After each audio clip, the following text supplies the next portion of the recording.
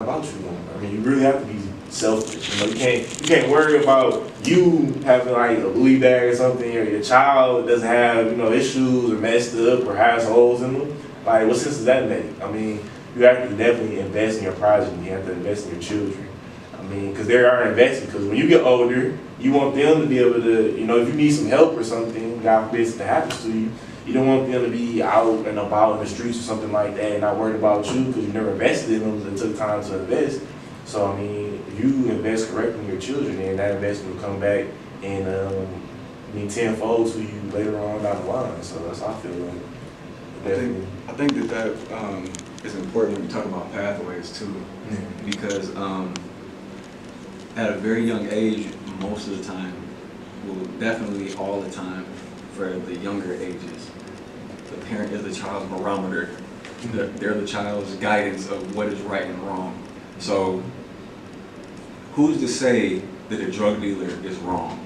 Because if a drug dealer is trying to pay for their family, they're providing a product to certain people that want that product, who's to say that that's wrong? It's all relative. It's all relative. So when you say, okay, this person could have been a drug dealer, we were just talking the other day, like all it took was one bad decision or one time that you got off like from a ticket that could have turned bad. You could have got shot, you could have got killed, and that could have changed your life completely. All it took was one time hanging out with the wrong crowd, and you could have been a completely different person at this point in your life.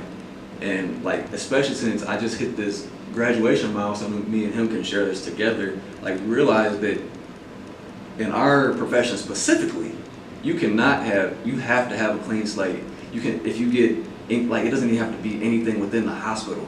If you get a fighting charge or something like that, even if it's self-defense, if the nursing board reviews it in the wrong way, you lose your license. So we really appreciate the aspect of our clean records now, because that could have changed our lives completely at the time. So if you are raised in a system where everybody around you is doing a certain thing, how do you learn what is right and wrong? How do you learn what is going to affect your future? Because 10 years ago, smoking marijuana was jail time. Now it's becoming legal. So how do you tell the person that had a charge 10 years ago, hey, it's fine now? Like, you spent all these years in jail or in prison, but it's okay now. Like, so for parents, you have to mold them to basic principles that it doesn't matter what the law is, it doesn't matter what this is. Like, you need to be yourself. You need to take pride in who you are, and you need to try to reflect what we teach you as much as possible. They're going to make their own mistakes, but at the same time, when they have you as their guidance to begin with, they're more able to block out peer pressure. They're equipped with the tools to navigate those nuances of, hey, there's nothing wrong with this. Hey, there's nothing wrong with this, coming from their friends, and you know, they're like, okay, well, my dad's been telling me for the past 10 years not to try that. I mean, I haven't tried it for myself to know, but at the same time, like, this is this can make a huge impact on me right now if I start doing this. If I go rob this guy with my friends, it sounds fun right now, but my dad's been telling me like what type of things can result from this. So even though it might sound fun, we might not get caught, we're not gonna do that. And then their friends go off and do it, they go in a different direction. That was a charge that could have changed the rest of their life. That's so true. I have been really inspired listening to both of you, and I just want to thank you both for like allowing me to even be in the presence of just such amazing men.